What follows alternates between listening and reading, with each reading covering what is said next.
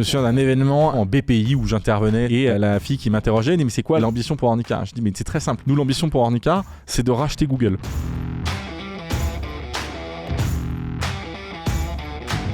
La vision qu'on porte avec mon associé pour Ornicar, c'est de changer le monde. On veut que les gens juste se tuent moins sur la route.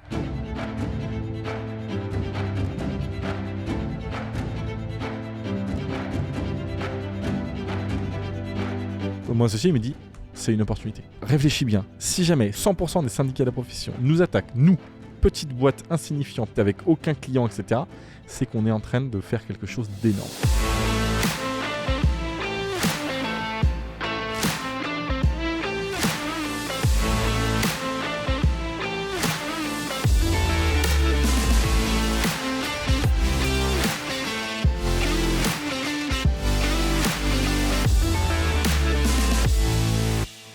On est parti. Allez. Juste pour avoir une idée, la répartition aujourd'hui de ton business entre toute la partie code de la route, enfin, je me rends pas compte aujourd'hui, si tu peux en parler, des répartitions un petit peu. Je parle de tout. Aujourd'hui, Ornicar, c'est 2 business units, 2 activités. Une activité qu'on appelle éducation, qui comprend l'activité auto-école. Mais en fait, en l'appelant éducation, on se laisse l'opportunité d'aller vers d'autres sujets d'éducation. Okay. Pour l'instant, c'est l'auto-école, donc c'est le code de la route et la conduite. Le code de la route, ça représente 10 millions d'euros de chiffre d'affaires. Quand on fait 60 millions l'année dernière, donc voilà, et le reste c'est la conduite. En revanche, c'est beaucoup plus contributif en termes de marge, le code de la route, puisque c'est comme un espèce de produit de e-learning qui a été développé maintenant il y a 4 ans, qui est certes mis à jour régulièrement, mais aujourd'hui c'est le plus gros contributeur de marge pour Ornicar.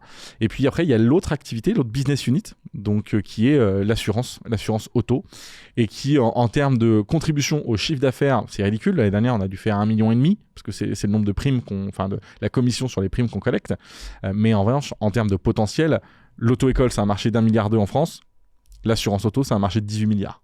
À la dernière levée de fonds de 100 millions d'euros en avril 2021 avec KKR, l'assurance évidemment a une place prépondérante par rapport à ce qu'elle représente dans le revenu. C'est-à-dire que ça doit être au moins 50% des raisons pour lesquelles KKR a investi dans Ornicar, alors qu'à l'époque où ils ont investi, ça devait représenter 0,5% de notre chiffre d'affaires, quoi.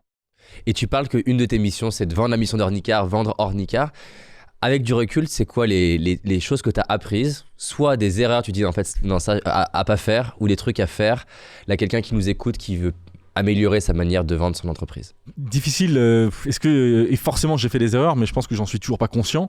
Mais moi, la façon dont je vends Ornicar, c'est pour moi, je ne suis jamais assez ambitieux. Et je me souviens d'un événement en BPI où j'intervenais, c'était le Big, là, l'événement de BPI, et j'intervenais, et je sais que ça a frappé les esprits, parce qu'on m'en parle encore aujourd'hui. Et la fille qui m'interrogeait dit mais c'est quoi la vision et l'ambition pour Ornicar ? Je dis mais c'est très simple. Nous, l'ambition pour Ornicar, c'est de racheter Google. Donc, et ça, c'est marrant, ça a marqué les esprits. On m'en parle encore tout le temps. C'est une punchline, elle est puissante. Ouais. Et donc, dans l'actualité, il y a eu le Scale Up Europe il y a quelques semaines où l'objectif, c'était de créer un nouveau fonds pour les boîtes européennes et d'avoir 10 boîtes d'ici 2030, je crois, qui valent plus de 100 milliards, de valorisation. Et je me suis dit, mais quel genre de boîte peut valoir 100 milliards ? Pour valoir 100 milliards d'euros, il faut changer la vie de beaucoup de gens. Je vais pas prendre l'exemple de celle qui, je ne pense pas, qui, je pense, ne change pas la vie des gens dans les licornes françaises. Je vais prendre plutôt, pour moi, Doctolib. C'est une boîte qui peut changer la vie des gens. Avec les données de santé, etc.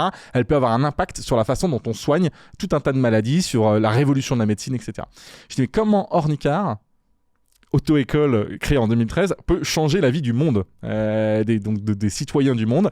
Et donc, nous, notre ambition, on veut avoir un impact sur la mortalité. On veut que les gens juste se tuent moins sur la route.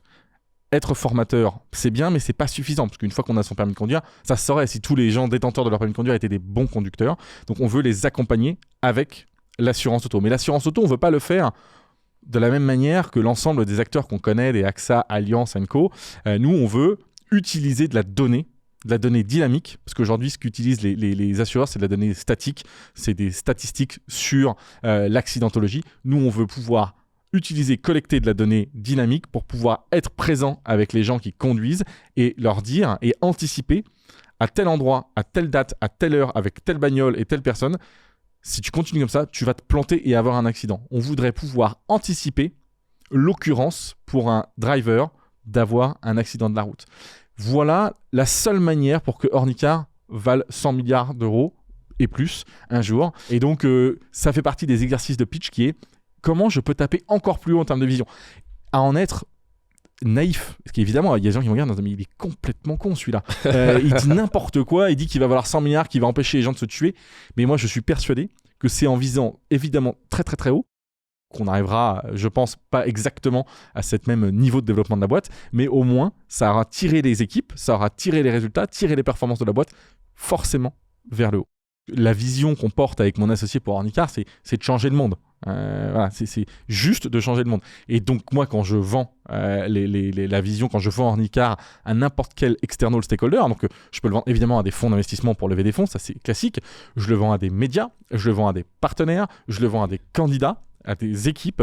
Et voilà. Et donc, voilà, moi, je suis dans mon rôle aujourd'hui d'être hyper bullish. C'est vraiment le rôle que je veux occuper, d'être hyper bullish dans la vision, vraiment à en être un peu stupide pour certaines personnes en disant mais il n'y arrivera jamais.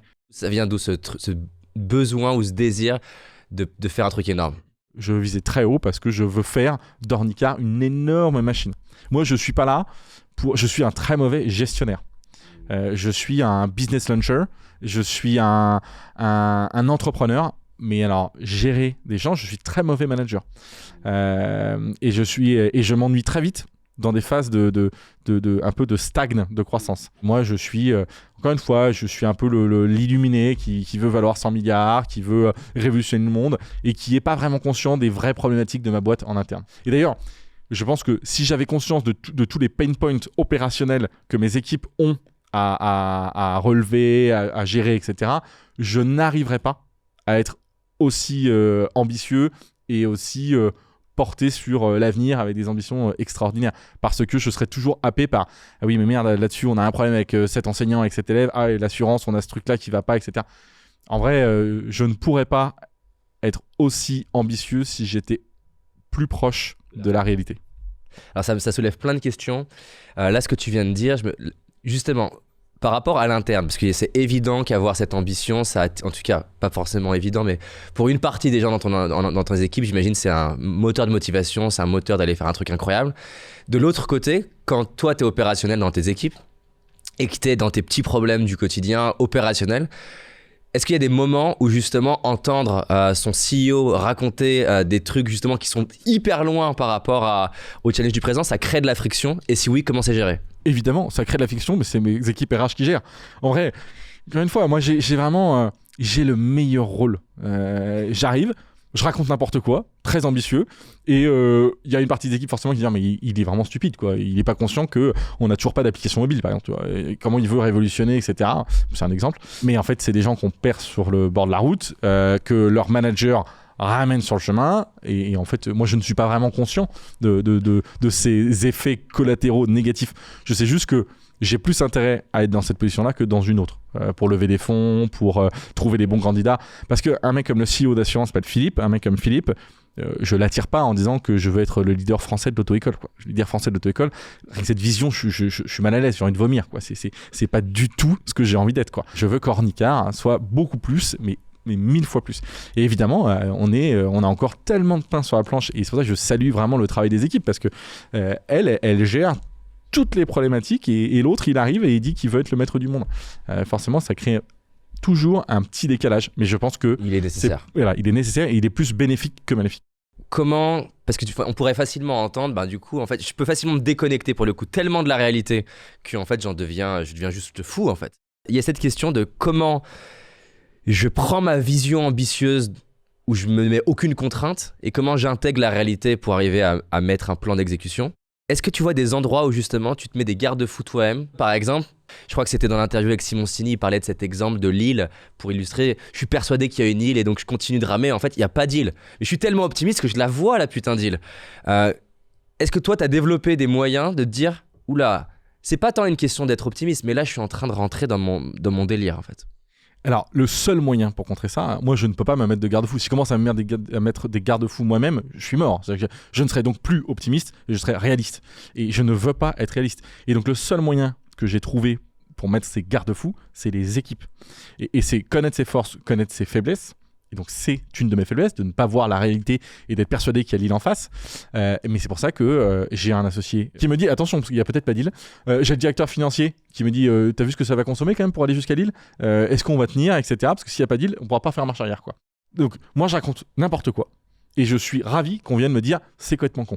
Tu vois. Alors après, je suis ravi de débattre en disant, bah, attends, non, ça, c'est la vision qu'il faut avoir. Mais après, il me dit, mais mon associé, parfois, il me dit, mais attends, que là, tu veux racheter Google, etc. Mais il va peut-être falloir qu'on lance une application mobile d'abord, quoi.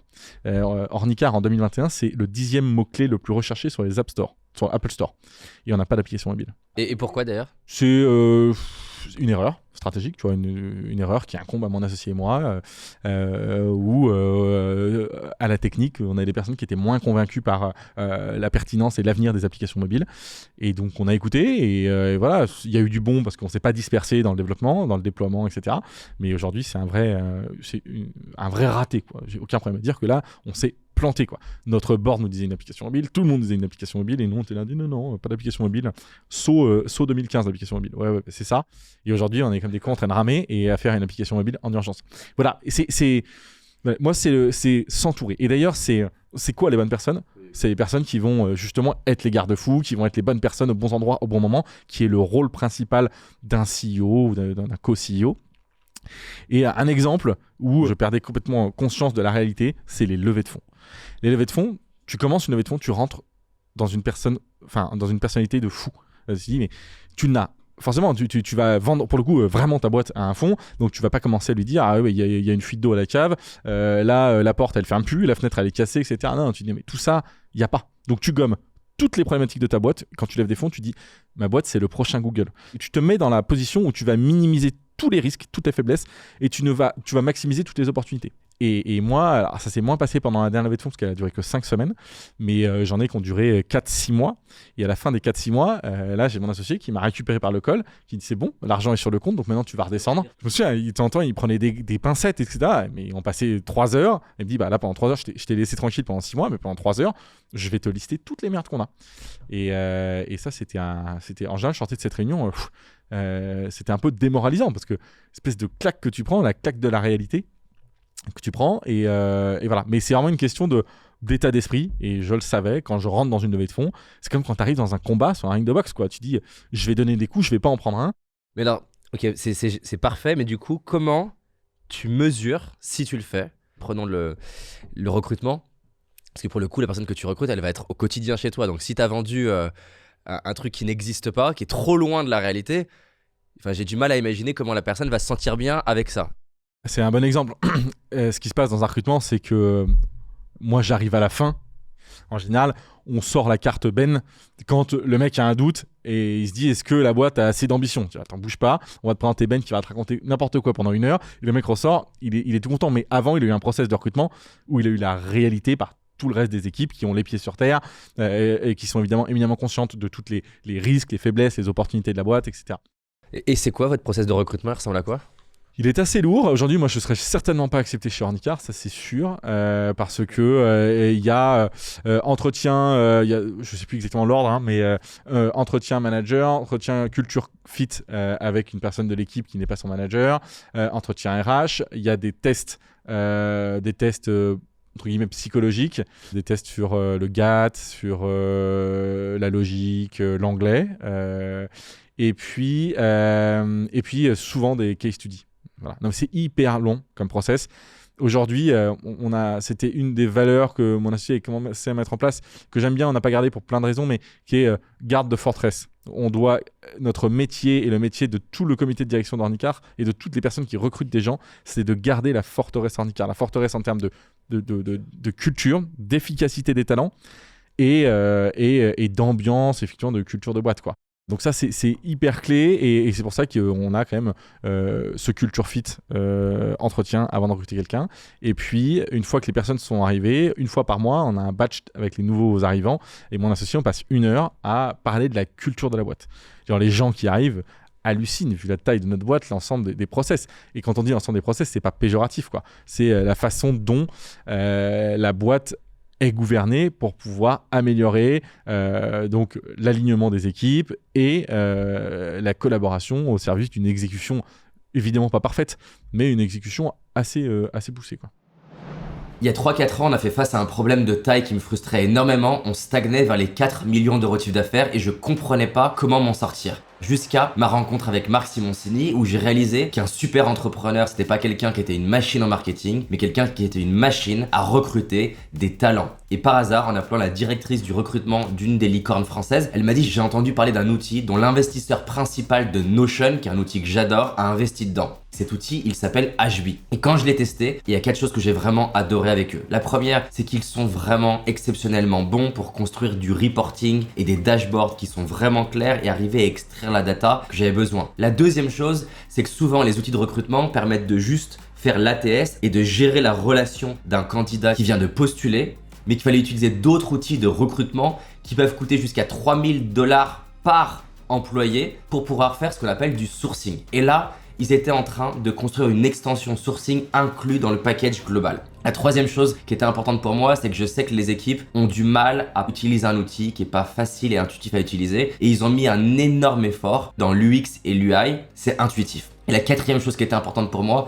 c'est d'avoir une API publique ouverte qui permette d'automatiser un maximum de choses. On s'est obsédé là-dessus, ce qui nous a permis de pouvoir absorber, alors qu'on avait une équipe de recrutement que de 2 personnes, on a reçu plus de 50 000 candidatures l'année dernière. T'imagines, quand t'es une boîte comme nous de 60, c'est hyper dur à gérer. Mais on a pu automatiser des filtres automatiques, des relances automatiques, on peut avoir des systèmes d'alerte pour savoir si on n'a pas géré un candidat, pour préformater la manière de recruter les personnes en fonction de chaque poste. Bref, c'est dingue. HB, on l'utilise maintenant depuis plus de 6 mois et franchement, c'est en train de nous permettre de créer de la talent density. Et donc je t'invite à regarder dans la description, regarder HB, c'est vraiment un outil incroyable. Aujourd'hui, Paradox, c'est quasiment 10 millions d'euros de chiffre d'affaires et je pense qu'on a mis en place le système de recrutement qui va nous permettre d'aller jusqu'aux 100 millions de chiffre d'affaires. Donc HB, gros coup de cœur.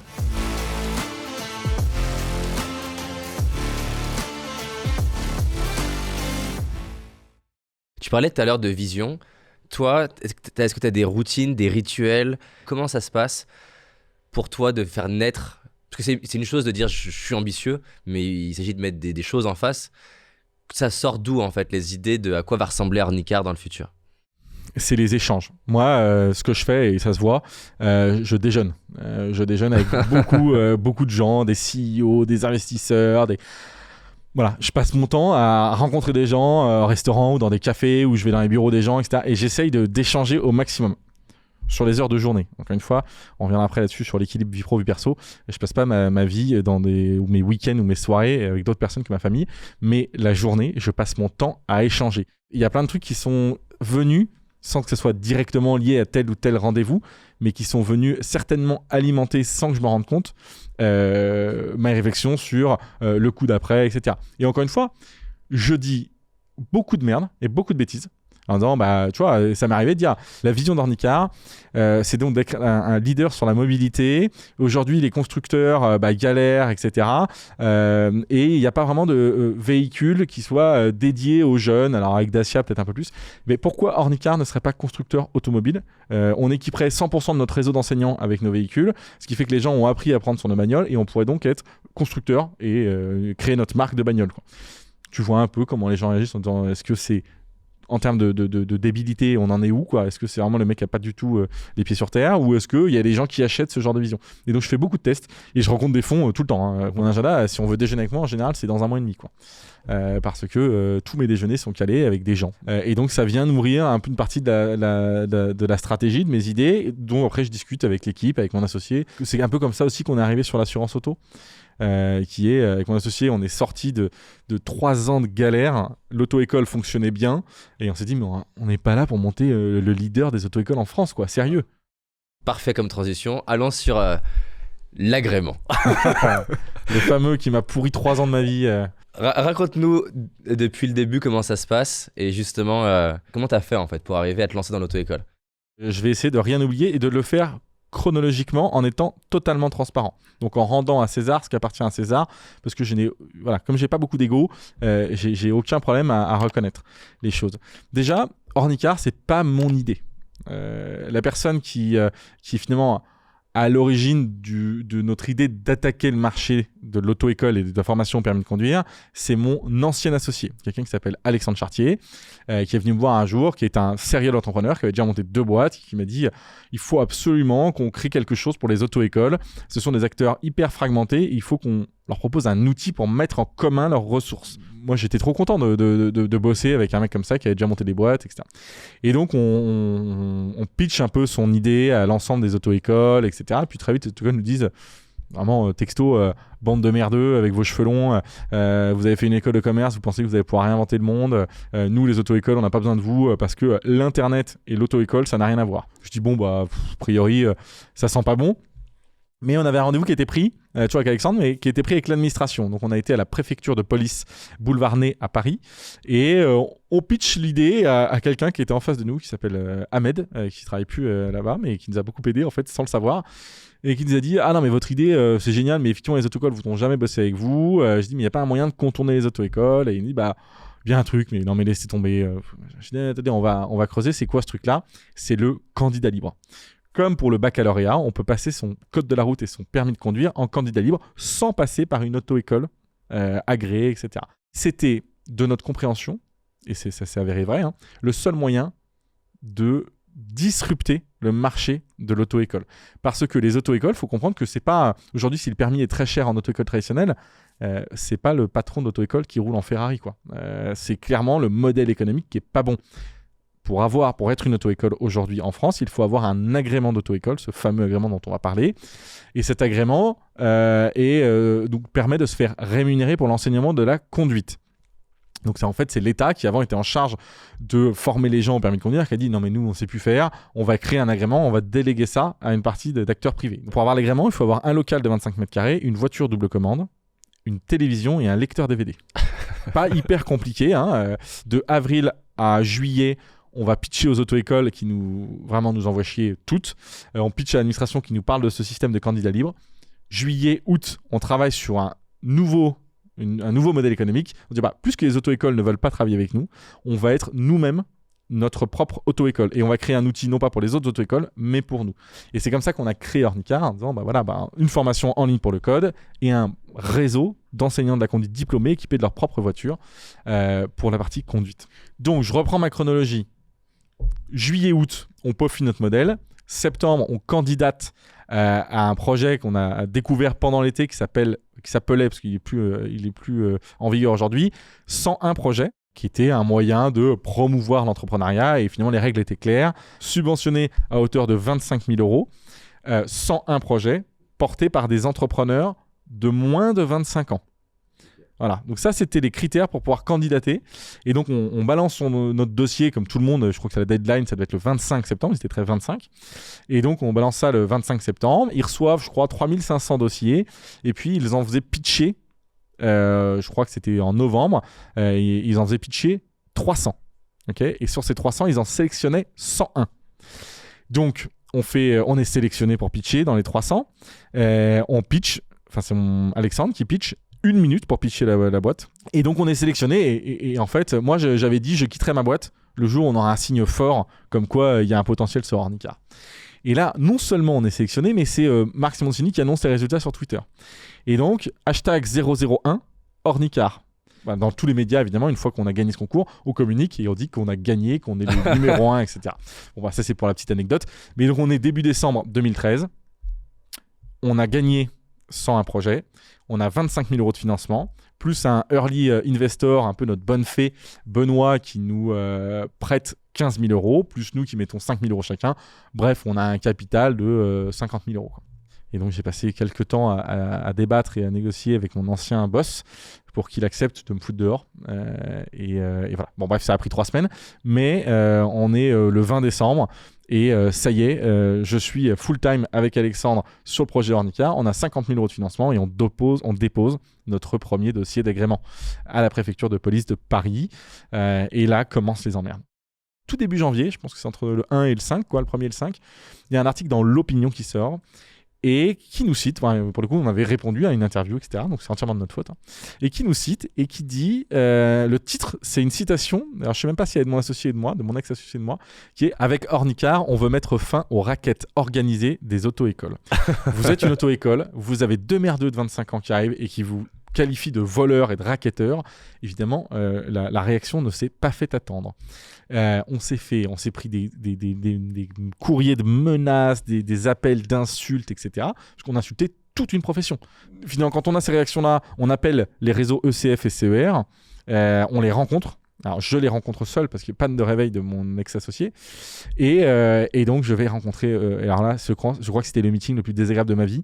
On est dans une salle en banlieue, mais gigantesque. La salle avec une grande... des tables en rectangle, quoi.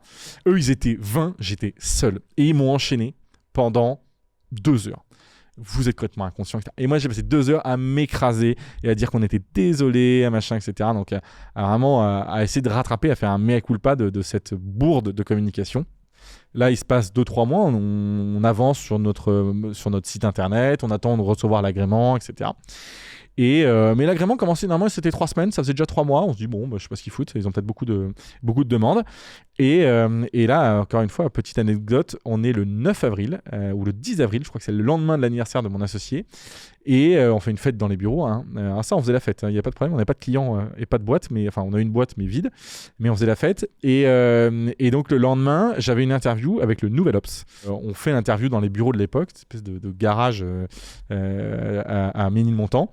Et là, donc avec le Nouvel Ops, et là, arrive à la porte quelqu'un qui tape. On est au rez-de-chaussée, donc c'est facile. Il tape à la porte avec un casque, un espèce de coursier qui arrive avec un gros document qui dit bah merci de signer ici, etc. Et là, moi, j'étais refait. Je me dis mais c'est l'agrément qui arrive pile pendant l'interview. Elle va jamais me croire, la journaliste.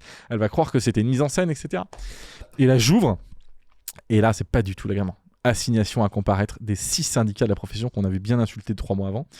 Et assignation à comparaître, 50 000 € d'amende, 12 mois de prison ferme pour les fondateurs, 5 ans d'interdiction de monter une boîte en France. Voilà ce qu'on risque. On est à J plus 4 mois de création de boîte. On a 24 et 25 ans. Et pas un client, pas un euro de chiffre d'affaires. Et on a déjà notre premier procès. Et donc on surréagit et voilà. Et donc d'ailleurs je dis à la journaliste on va s'arrêter là parce que là j'avais peur quoi. J'avais des sueurs froides, c'était vraiment pas bien quoi. Encore une fois on est jeune hein, et on n'a pas de clients, on n'a rien quoi. Juste un procès. Mon associé me dit c'est une opportunité. Réfléchis bien. Si jamais 6 syndicats de la profession, donc 100% des syndicats de la profession nous attaquent, nous petite boîte insignifiante, toute petite, avec aucun client, etc., c'est qu'on est en train de faire quelque chose d'énorme. Et voilà, il me dit ça, et je me dis, mais il a raison, quoi. Évidemment qu'il a raison. Donc, on va trouver un avocat, et on va régler les problèmes un par un, quoi. Et donc là, moi, je fais la tournée des popotes, et je vais voir, finalement, je suis mis en relation par un réseau d'entrepreneurs qui s'appelle le Mouv'J. Je suis mis en relation avec un avocat qui s'appelle Xavier Odino, qui est encore notre avocat aujourd'hui, et qui nous dit ok je vous aide, il nous fait des conditions tarifaires canon en disant bah voilà c'est un partenariat d'avenir si ça marche, évidemment si on gagne les procès je veux qu'on cite mon nom, c'est normal quoi, lui aussi démarrait et donc il crée son image et tout, parce qu'on nous attaquait en fait d'exercer la profession d'auto-école avant d'avoir un agrément, alors qu'on avait c'était notre chance, c'est qu'on avait qu'un site vitrine et qu'il n'y avait rien qui était actionnable. C'était juste, on présentait ce qu'on voulait faire et on n'avait rien exercé du tout. Et c'est comme ça qu'on gagne le procès. On gagne partiellement le procès. Donc là, on est fin juin, je crois que c'était 27 juin. Et genre le 7 juillet, la décision tombe. Et même avant la décision, la veille, notre avocat, Xavier, nous dit il faut préparer des communiqués de presse. Il faut préparer 2 communiqués de presse. Un où on a tout gagné et un où on n'a pas tout perdu. Et donc on passe la soirée à préparer ces 2 communiqués de presse, etc. Et il me dit, c'est le premier qui shoot le communiqué qui aura gagné, en fait. C'est pas celui qui a vraiment gagné, c'est le premier qui shoot aux médias, ça sera repris par les journalistes. Et il avait été hyper clairvoyant là-dessus. Et il récupère l'assignation et on gagne partiellement. Donc effectivement, le juge dit, mais ils n'ont pas exercé, donc ils sont pas en faute. En revanche, leur modèle, en tant que tel, ne sera applicable que le jour où ils auront un agrément. Et en attendant, merci de retirer toute mention des tarifs sur votre site, que vous n'avez pas le droit de parler de prix tant que vous n'avez pas l'agrément. Donc, et nous, évidemment, on balance le communiqué de presse où on a tout gagné. Et là, c'est repris, mais c'est repris, mon téléphone explose. Mais littéralement, j'ai, je pense, 30 messages de journalistes, etc. Et donc là, l'été 2014, donc c'est avec cette décision de justice, on fait genre 230 parutions presse. On fait des plateaux télé, des plateaux radio. On n'a pas un client. On a juste une idée et une page vitrine. Et un procès à peu près gagné. Et donc là, on fait la tournée des popotes, etc. Mais nous sommes Steve Jobs et Steve Wozniak à la tête d'Apple, quoi. Alors qu'on n'a rien. Mais bref, tout le monde nous invite partout, etc. On fait énormément de presse. Le site des trafics explose, etc. C'est génial. Personne ne peut rien acheter, mais c'est génial. Et qu'est-ce qui se passe ? Et qu'est-ce qui se passe avec ce truc ? C'est que les investisseurs nous voient passer en disant mais c'est quoi cette boîte, quoi ? C'est quoi cet ovni ? Personne ne l'a jamais vu arriver. Et en un mois, on ne parle que d'elle. Et donc on rencontre... Enfin, des fonds nous approchent, donc un fonds qui s'appelle Elaya. Et on se dit, bah attends, si on peut se prendre un salaire et minimiser les risques et jouer avec l'argent d'autres, parce que c'est le cas, hein. Moi aujourd'hui, je joue avec l'argent de mes investisseurs. Hein. C'est pas mon argent qui est en jeu, quoi. Et donc on lève 1 million d'euros en novembre 2014. Et c'est exclusivement grâce à ce procès qui est lié à cette attaque dans l'opinion en janvier qu'on a gagné, qu'on a eu la médiatisation, qu'on a été repéré par les fonds et qu'on peut lever des fonds sur une boîte qui n'a toujours pas d'euros de chiffre d'affaires, pas de clients, pas d'agrément, pas le droit d'exister, quoi. Nous voilà richissimes vu notre âge et le développement de la boîte avec 1,4 million. Et qu'est-ce qu'on fait ? On ne peut rien faire, on n'a pas l'agrément et ça n'est pas dépendant de notre volonté. C'est l'État, l'administration. Et on se dit, ok, quelle est la faille, etc. Et on voit quand même, et on réétudie la décision de justice, on voit qu'on peut quand même faire du code de la route sans agrément. Et donc on dit, bah, on va aller travailler le code de la route et on va commencer à gagner de l'argent en vendant du code de la route. Et donc là, on se dit, bah, on va voir les éditeurs, parce qu'il y en a, c'est leur métier de produire du contenu. Donc c'est Code Rousseau, que tout le monde connaît, Deezer, NPC. 3 éditeurs, on va aller voir, on leur dit, bah voilà, on est Ornicar, tout le monde nous connaissait, hein, déjà. Nous sommes Ornicar et on veut vendre vos produits sur notre plateforme. La réponse est unanime, non. Refus de vente. Non, non et non. Les 3 ne veulent pas. On creuse, on dit, mais attendez, vous êtes des oufs. Et là, il nous dit, non, mais en off, il nous dit, mais le problème, c'est qu'on a reçu un courrier des auto-écoles traditionnelles. Le premier qui bouge avec vous demandera à l'ensemble des adhérents et des auto-écoles de ne plus travailler. Donc le premier qui bouge avec Ornicar va perdre tous ses clients historiques. Et nous, Ornicar, à l'époque, c'était 300 codes par mois, quoi. C'était pas de quoi remplacer tout le business qu'ils avaient. Et donc ils nous refusent tous ils refusent tous de nous vendre leurs codes. Et donc on a dû dire, ok, bah, système D, on a mis des gens dans des bagnoles, qui ne sont pas vraiment des experts, hein, des enseignants de la conduite, dans des bagnoles. On leur a acheté de l'équipement, donc une partie de l'équipement que je peux voir dans cette salle, mais en plus limité. Et ils sont partis prendre des photos et écrire des questions, etc. Et on a sorti notre première série, nos premières questions de code en mars 2015. Toujours pas d'agrément. On se renseigne, on attaque devant le tribunal administratif en disant mais vous devez nous donner notre agrément, etc. Pas de réponse. Le pire, c'est qu'il n'y a pas de réponse, quoi. On est en mars 2015. En mars 2015, on lance le code de la route parce qu'on n'a pas besoin d'être une auto-école agréée pour ça. Et voilà. Et là, on a des clients, ça marche bien. On fait nos premiers chiffres d'affaires en mars 2015. Et ce qui devait arriver arriva. Et l'été, donc juillet 2015, on a des clients qui viennent nous voir en disant j'ai eu mon code, super, merci beaucoup, maintenant je voudrais passer à la conduite. Et on dit bah non, mais nous on n'a pas d'agrément, donc on peut pas faire de conduite, mais aller dans une auto-école. Ils vont dans une auto-école, ils reviennent nous voir en disant mais tous, hein, l'auto-école ne veut pas travailler avec nous, ne veut pas nous accepter parce qu'on a déjà notre code avec Ornicar. Donc comment on fait ? Et alors là, ça sent à plein nez le bad buzz. Mais on dit allez, on pivote, c'est plus possible, il faut qu'on trouve une solution pour nos clients. Face à un obstacle, on peut pas attendre bêtement, donc on va mettre le pied dans la porte. On réétudie tout le code de la route, mais je le connais par cœur. Les articles L213.3, etc., je les connais par cœur. Et on se rend compte que l'agrément d'auto-école permet de se faire rémunérer pour l'enseignement de la conduite. Donc, on fait une réflexion inversée. On se dit, bah, donc, si l'enseignement de la conduite, il est gratuit, je n'ai pas besoin d'agrément. Donc, on dit, OK, nos enseignants partenaires à l'époque qui ne travaillaient pas, qui attendaient pour partir, on leur dit, bah, vous allez donner des leçons gratuitement. On dit, OK, t'es gentil, mais comment je me paye ? On a la solution. Vous avez votre bagnole et c'est votre bagnole que vous allez louer. Donc vous allez louer votre bagnole à l'élève qui va faire finalement une prestation, qui va acheter une prestation de location de voiture. Et comme par hasard, vous êtes dans la voiture en train de prodiguer des conseils, de la formation à conduite, mais à titre non onéreux. Et là, on lance en septembre 2015, on lance la conduite. Et alors là, mais raz-de-marée dans la profession, chez les hommes politiques, etc. Non, mais comment ils ont fait ? Ils sont barges. On leur a pas donné l'agrément. Les mecs, ils annoncent à tout le monde, on fait 4 JT, 3 JT en une semaine. 4 JT, TF1, France 2, France 3, M6 en une semaine. Tout le monde s'excite, ça y est, Ornicar, enfin, peut lancer la conduite. Moi, je me fais coacher par notre conseiller en affaires publiques sur, attention, parce que la frontière est tricky. Donc, quand un journaliste t'interroge, etc., tu dis, nous sommes la première location de plateforme de véhicules à double commande avec accompagnement d'un enseignant à titre bénévole. Ce qui ne veut rien dire. C'est mais c'est invendable. C'est vraiment, personne comprend rien. Mais on lance la conduite. Et là, donc, et puis finalement, tout le monde font des raccourcis en disant, mais ils ont eu leur agrément, ils lancent la conduite. Les politiques nous appellent en disant, mais vous êtes barge, etc. Je dis, mais regardez bien notre modèle, on est 100% dans les clous. Ça a créé vraiment un tollé pas possible, mais nous, ça fait nos affaires, et donc les clients sont trop contents, et on en met plein dans la conduite le plus possible. On essaye de grossir pour en mettre sur la conduite, avec un raisonnement qui est, on veut être too big to fail. Une fois qu'on sera trop gros, plus personne pourra aller nous fermer, parce que sinon il faudra expliquer pourquoi les élèves auront payé des heures de formation et que finalement ces heures de formation sont pas valables et qu'on les remboursera pas. On sait qu'on a une fenêtre courte parce que les syndicats ils vont pas se laisser faire, donc ils vont nous attaquer en justice. Donc là on dit ok, on charge, plein de clients, on vend plein de trucs. Et puis évidemment ce qui arriva, on se prend un procès. Alors pour le coup la justice est jamais rapide, sauf quand c'est contre nous quoi. Et là en 2 mois c'était plié, donc ils nous attaquent en octobre, l'audience a lieu en décembre et fin décembre la décision tombe. Évidemment, ils nous attaquent sur le fait qu'on n'a pas le droit de faire ce qu'on fait. Et les décisions tombent, et moi j'apprends un nouveau terme, ça s'appelle l'abus de droit.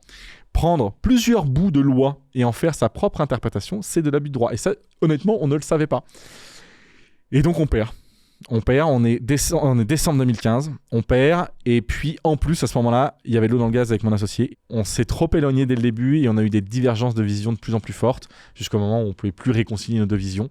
Et donc il a fallu qu'on demande à nos investisseurs de nous aider à départager qui reste, qui part, quoi. Les enfants, vraiment les enfants qu'il fallait séparer, quoi. Et le seul qui est remotivé et qui croit, c'est Flavien, qui me dit c'est trop con et tout, abandonne pas, si jamais les investisseurs te retiennent, moi je suis trop chaud pour le faire avec toi, etc. Il me motive avec aussi les 3-4 personnes qui étaient dans mon équipe à Paris. Bref, et donc il me rebooste quoi. Il me dit on va tout déchirer, etc. Et donc voilà, donc là on est décembre 2015, c'est un peu la merde. Et donc avec Flavien, on finalement récupère la boîte. Et lui me dit arrêtons avec cette connerie de pivot là de véhicules, de location de véhicules double commande et tout, redemandons un agrément. Je dis allez on y va, mais on va faire ça intelligemment. Je n'étais pas vraiment très intelligent, mais on fait ça intelligemment. On se dit ok, on est grillé à Paris, tout le monde nous connaît. Donc c'est vraiment Obélix qui fait la queue pour la potion magique et qui met une perruque quoi. On arrive, on se dit ok, on change de nom. Et on va se demander l'agrément à Nantes. On va profiter, on avait des bureaux à Nantes. Et donc on arrive, on dépose notre dossier à Nantes sous le nom de Marianne Formation. On change de dénomination sociale et aujourd'hui tu peux regarder sur société.com ou Infogreffe, Ornicar, c'est Marianne Formation. Et c'est cette tentative échouée qui fait qu'on s'appelle aujourd'hui Marianne Formation. On dit on va trouver un nom qui passe partout. Et qu'est-ce qui se passe? Les mecs voient mon nom, ils nous appellent en disant vous pensiez vraiment qu'on n'allait pas faire le rapprochement? Vous nous prenez vraiment pour des idiots quoi.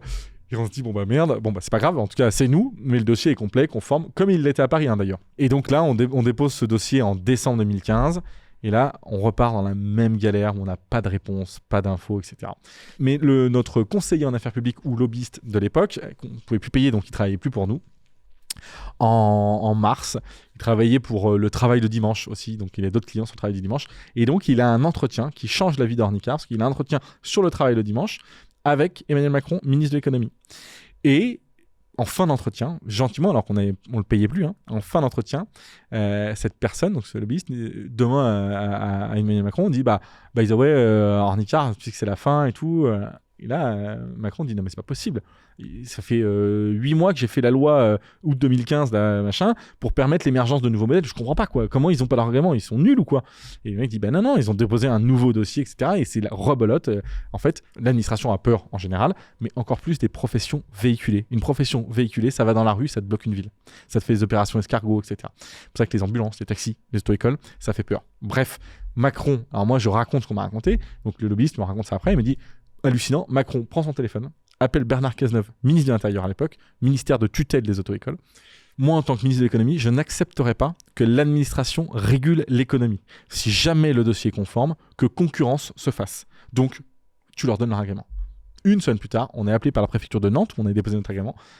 Tenez, messieurs, donc Flavien et moi, voici l'agrément. Ça faisait 3 ans que j'attendais ça, 3 ans que n'importe quelle réunion personnelle de famille. Et alors, ton agrément, c'en est où? J'en pouvais plus, quoi. Et là, on me donne ça, mais c'était extraordinaire. Mais on n'a plus de cash. Donc, heureusement, en attendant, j'avais négocié avec BPI. Et BPI, je leur avais dit, il faut nous refiler un bifton parce que là, on n'y arrive plus, quoi. Et il a dit, non, mais on ne va pas vous financer, là, vous n'avez pas votre agrément. Je dis, ok, on a l'agrément, vous nous financez. Il se dit, ok, je fais préfecture, direction BPI Nantes, je dis, voilà l'agrément, prenez une photocopie, je récupère l'original. Et 3-4 jours plus tard, ils nous versent 400 000 € pour payer les salaires et repartir en croissance. Voilà, dans les détails, je suis désolé, c'était long, mais voilà ce qu'on a traversé avec Ornicar. Est-ce qu'il y a eu une histoire avec Sarkozy là, à l'Elysée où je me souviens plus Non, ouais, alors oui, c'est pas Sarko, hein, c'est Hollande. Après le premier procès qu'on a gagné, ou partiellement gagné, en juillet, on fait 200 parutions presse. Et en août, une journaliste nous appelle, le New York Times. On fait un article en anglais. Moi, à l'époque, c'était très, très compliqué. Bref, hyper sympa, je me souviens très bien. Et on fait cet article, et l'article sort le 29 août. Et ça n'a pas n'importe où. Hein. Première page, la une du New York Times international, celui qui est distribué partout en dehors des US. Et on est en 2 ou 3e de couverture dans le New York Times des US. Et là, l'article, c'était du French bashing. C'est regardez comment la France maltraite des start-upers qui essayent de révolutionner et d'améliorer un système de la formation permis de conduire, etc. C'est ridicule, machin. Il faut un lecteur DVD en 2014 pour obtenir un agrément. Regardez, ils sont préhistoriques, machin, etc. Et là, on se fait convoquer à l'Élysée des enfants. Il nous appelle, on dit oui, le conseiller, je sais plus quoi, de François Hollande, vous attend à l'Élysée tel jour, telle heure, vous n'avez pas le choix, vous venez.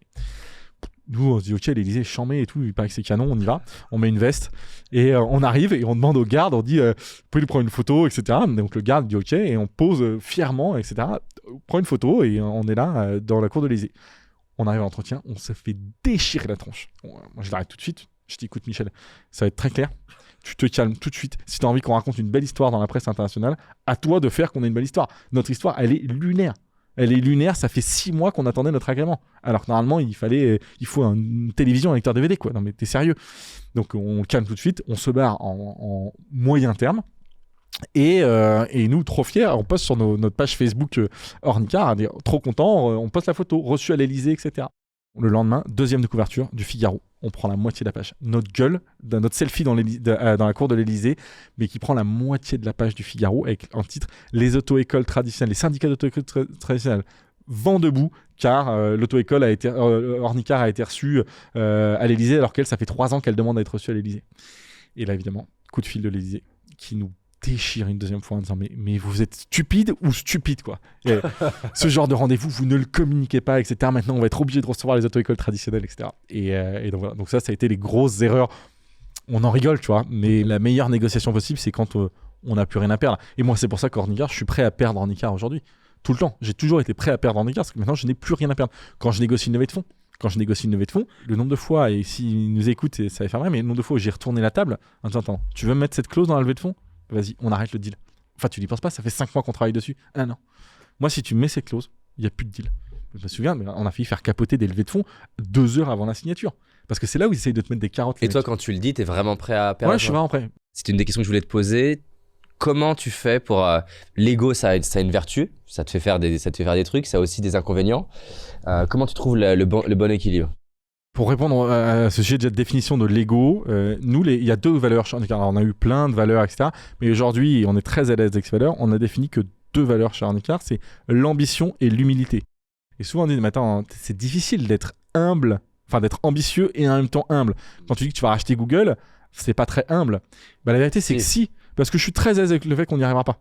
Avec l'échec, avec le fait que pour y arriver, je vais devoir apprendre de personnes, que je n'ai aucune idée du chemin pour y aller, etc. Oui, et il y a une différence entre être ambitieux et se la péter. Exactement.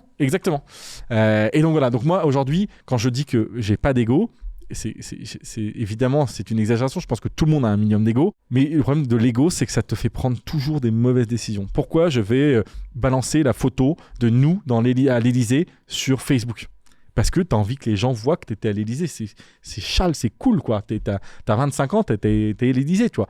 Mais ça n'apportait rien niveau business. C'était une décision exclusivement drivée par l'ego qui a eu des répercussions négatives sur Ornicar. L'ego, c'est notre principal ennemi, qu'il faut le laisser à la porte du bureau. C'est qu'il faut accepter la critique.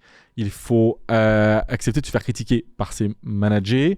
Il faut accepter d'avoir dit des conneries. Moi, j'en dis beaucoup et je passe mon temps à faire des mea culpa chez Ornicar. Je suis désolé, je t'avais dit qu'il fallait faire ça, c'était une bêtise. Ou on avait pris cette stratégie, c'était une bêtise. Ou on a fait... Et reconnaître qu'on a fait des erreurs, quoi. Et reconnaître qu'on est nul sur plein de sujets. Et reconnaître ses faiblesses. Tout ça, c'est ce que l'ego ne permet pas de faire. Ouais. Les entrepreneurs trop avec trop d'ego ont un vrai sujet de certainement trop mal s'entourer. Parce que quand tu as trop d'ego, tu es persuadé que tu es bon partout. Et donc, si tu es bon partout, tu ne recruteras pas les bonnes personnes aux bons endroits sur tes vraies faiblesses, quoi. Et voilà, moi, je sais que je suis feignant. Je sais que j'ai du mal à produire.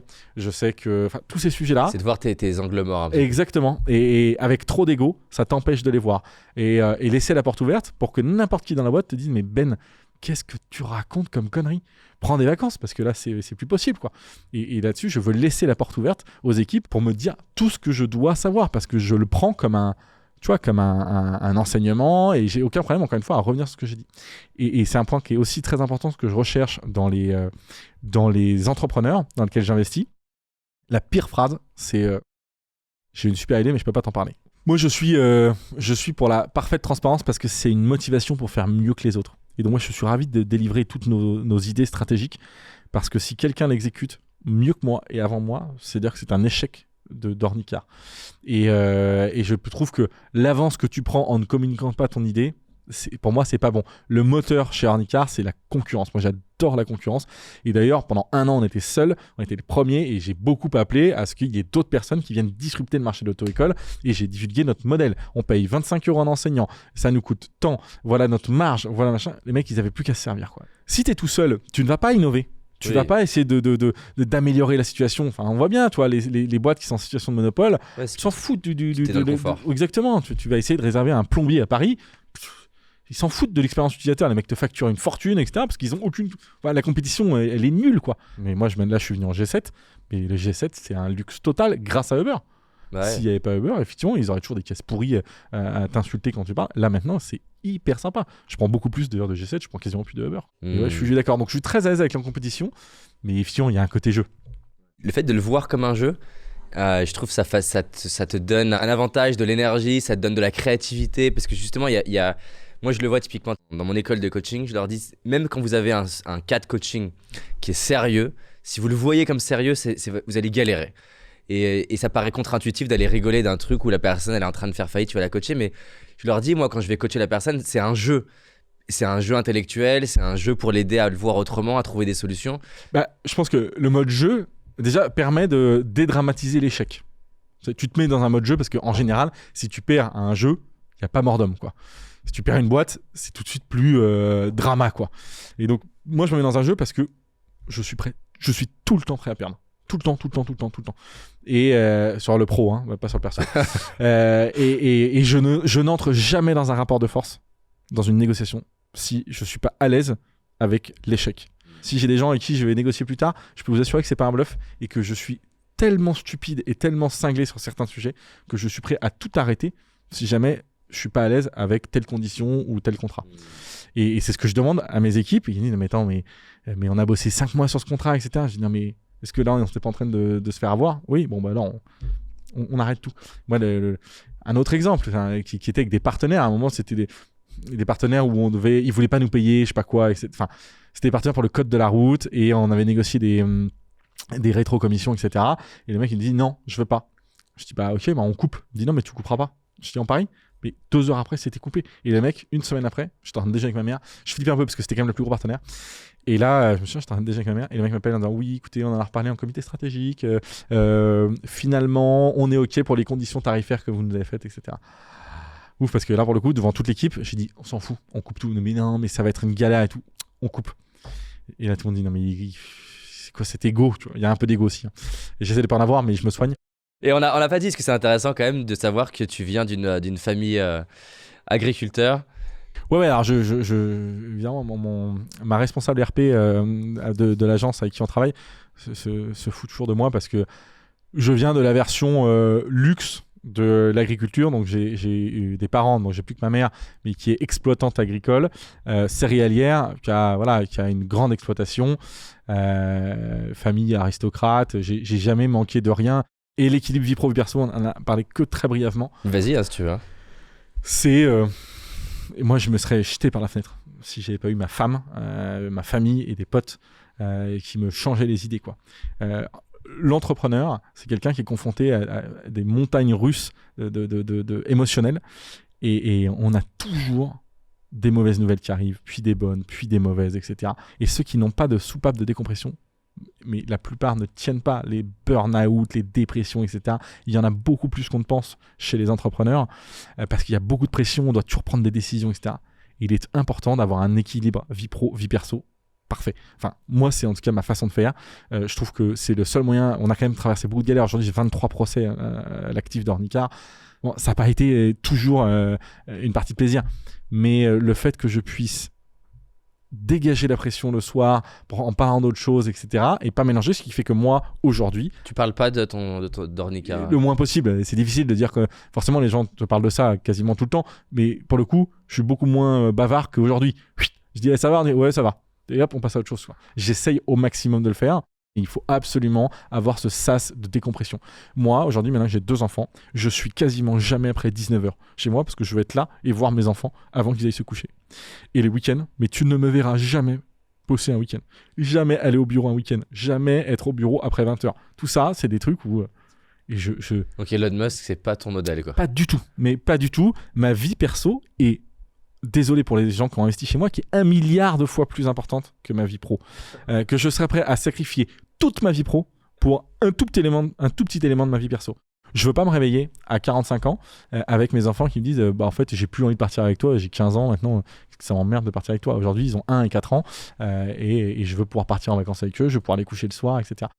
Sur Business Impact, on a différents types de profils, plus Ops ou plus Vision. Et typiquement, cette manière de vendre la boîte que tu as, le côté, il y a une énergie simplement quand on parle, même dans l'interview. Et quelqu'un qui soit est comme ça ou veut juste développer, ne serait-ce que moi, c'était vraiment cool d'entendre la manière dont on parle et ce côté ambition. J'ai fait ce switch parce qu'en fait, j'ai toujours eu beaucoup d'ambition, mais j'étais dans une audience, enfin dans une cible, dans un marché plutôt orienté bien-être qui a du mal avec l'ambition. Et en fait, j'assumais pas ce côté-là. Et ça fait du bien d'avoir quelqu'un comme toi qui en parle, ce côté à sortir out of the box, réfléchir différemment, cette manière aussi d'assumer. J'adore cette citation d'Einstein. Si tu es un poisson et que tu passes ton temps à te comparer à un singe, à sa capacité à monter à l'arbre, tu vas te sentir stupide toute ta vie. Bah, j'aime bien ce truc-là chez toi. C'est ce côté... En fait, je sais que je suis un putain de poisson en termes de ma capacité à vendre une vision, à en parler, à la rêver moi-même. Ouais. Et cherche pas à être un singe qui va mettre des process en place. Et ne serait-ce que ça, je trouve ça ouf en fait. Mais ouais, je suis d'accord. Moi, ça m'a beaucoup aidé. Et en fait, c'est une fois qu'on a fait cet exercice-là, tout paraît beaucoup plus simple. Parce que des singes, il y en a sur le marché, donc ça peut se recruter. Quand on est conscient qu'on ne sait pas grimper aux arbres, et ben on va recruter la personne qui sait faire. Et tout est beaucoup plus simple, mais il faut avoir cette honnêteté de dire, et même moi je l'exacerbe, je suis nul dans ça. Pas je sais pas faire, je suis nul, et ça ne m'intéresse pas, et ça m'emmerde, et c'est machin, etc. Et ce qui fait et puis surtout je suis hyper transparent. Je ne mens pas, en tout cas à mes fonds dans la boîte, je mens pas sur qui je suis. Je suis pas en train de me travestir en disant ah, moi je suis le roi de l'exécution. Avec mes fonds, j'ai toujours été même la caricature de moi-même pendant les négociations. Je vais parler rapidement, mais qui est je suis un entrepreneur pas facile à gérer, colérique et feignant et incompétent sur plein de sujets. Et voilà. Et je n'ai qu'un seul engagement avec vous, mes investisseurs, c'est de faire x2, x3 en 5 ans. Tout le reste, je ne veux même pas en entendre parler. Si vous n'êtes pas d'accord, vous avez une solution, et encore une fois, je ne m'y opposerai pas, c'est de me renvoyer. Virez-moi, trouvez un autre entrepreneur. Voilà. Moi, je vais vous faire votre return. Vous êtes là que pour ça. Il faut essayer de ne pas travestir qui on est. Et une fois qu'on est très au clair sur qui on est, tout devient beaucoup plus facile dans les interactions avec les gens. Et qui dans la boîte gère là, les objectifs qui sont fixés au quarter ou à l'année? Alors, les équipes gèrent, mais il y a 2 choses. C'est mon associé, avec l'aide notamment de la Chief of Staff d'Ornicar, met en place tout le process de gouvernance. Mon associé, qui est une brute de travail et une brute d'exécution et qui est 100% orienté vers l'interne. Et voilà, et on a chacun nos forces et nos faiblesses. Et c'est ce qui fait qu'on fonctionne si bien avec mon associé. Je serais incapable de faire ce qu'il fait et lui serait incapable de faire ce que je fais. Et moi, aujourd'hui, j'investis un peu dans quelques startups et je regarde toujours la complémentarité. C'est ce qu'il y a de plus important, quoi. C'est qui les personnes qui sont à la tête du projet.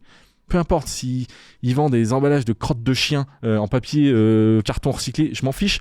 Je veux savoir, est-ce qu'ils sont complémentaires et est-ce qu'ils sont ou elles sont bien sûr, optimistes. Ambitieux, tout le monde l'est.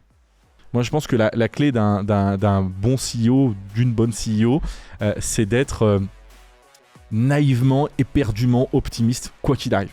Et moi, c'est ma force aujourd'hui, c'est que on pourrait traverser une tempête comme on a traversé au début de la boîte. À chaque fois, je vais aller voir le côté positif des choses.